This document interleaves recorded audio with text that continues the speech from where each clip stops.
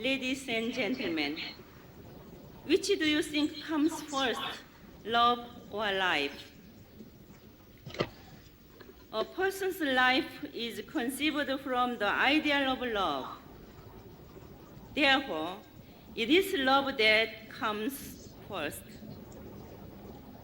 The essence of life is love, and life is the embodiment of love.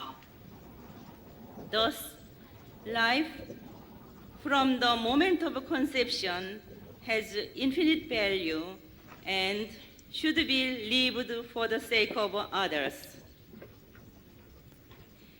If we claim that our lives are to be lived only for the sake of ourselves and for no one else, then we would never experience love. True love starts only when we sacrifice ourselves for the purpose of loving others.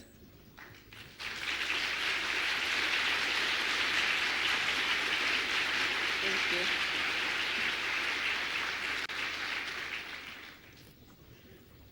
This is captured by the classic Charles Dickens tale in which Mr. Scrooge, who despite all his riches, was never able to experience joy until he learned to live for others.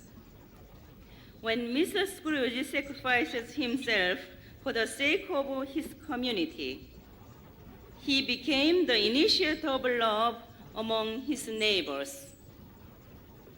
Likewise, when a person sacrifices herself for the sake of her family, she becomes the initiator of love in her family.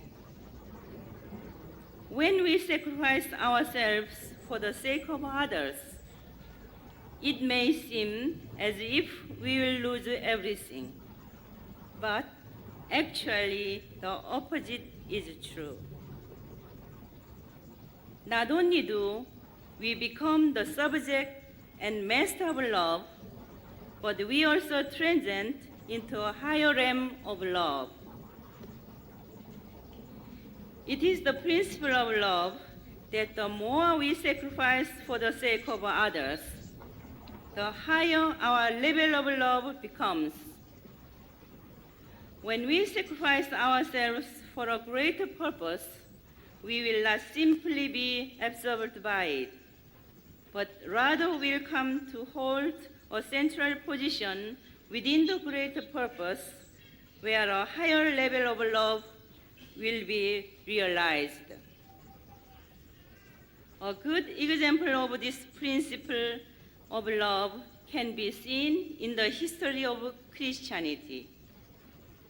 The very reason that Christianity became a religion of resurrection lies in the fact that its principal teaching extols the virtue of sacrificing oneself for the sake of others. Jesus himself practiced this very principle of love. Even as he was being sent to die on the cross, his heart of sacrifice and love was captured by his last words. Father, forgive them, for they know not what they do. Jesus' life was the paradigm of God's true love. His life of love and sacrifice resulted in the attainment of a higher level of life for many Christians around the world. Another example of this principle of love is our beloved Mother Teresa. She herself may be small and fragile, but as a woman of God, living for the sake of others, she becomes the strongest of all. The reason is that if a woman loves and gives 100% to others, then God's love will fill up the vacuum that is left after she has given everything. And the power of God's love will replenish her. Thus, if a woman resembles God and becomes the subject of love, a tremendous force will be unleashed, and the power of their love will give life to the family, to the nation, and to the world.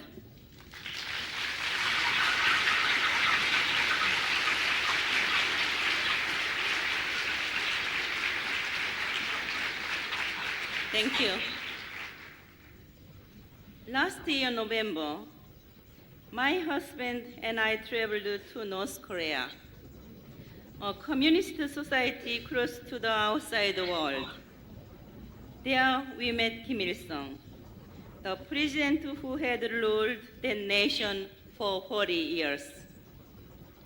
40 years ago, before we were married, my husband spent nearly 3 years in a communist labor camp for preaching the word of God in North Korea. Since that time, my husband has been in the forefront of the effort to educate people about the error of communist ideas and the tyranny of communist governments. Because of this work, the North Korean government did its best to propagate misinformation about my husband, and even threatened his life on several occasions. But Reverend Moon and I felt called by God and went to North Korea, relying only on God's protection. We put into practice the word of Jesus. For those who want to save their life will lose it, and those who lose their life for my sake will save it. Thank you.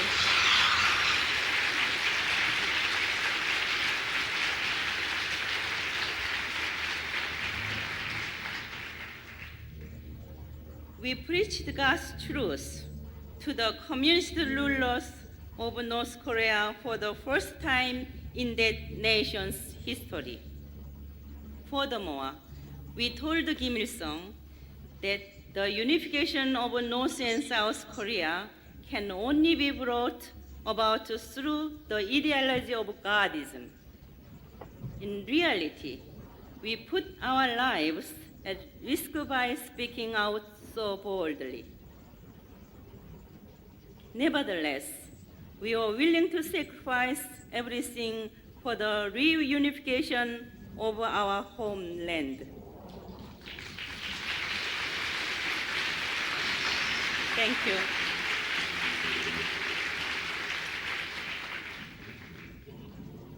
It is precisely through the power of true love that one gains the ability to conquer even hell.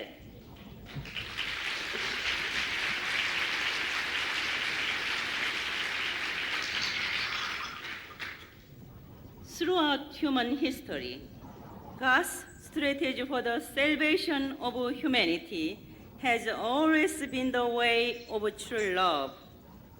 Satan, on the other hand, uses force, for he does not possess the capability of true love. God's strategy is to receive the first blow, but ultimately emerge victorious, while Satan's way is to strike first, but lose everything in the end.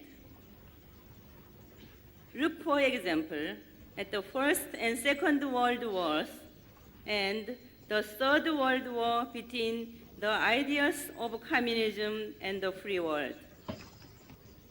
In each case, the side of evil was the aggressor, and in each case, the evil side was defeated.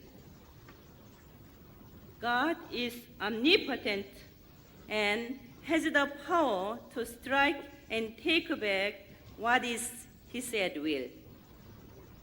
God, however, does not do so because to strike first is not the way of true love.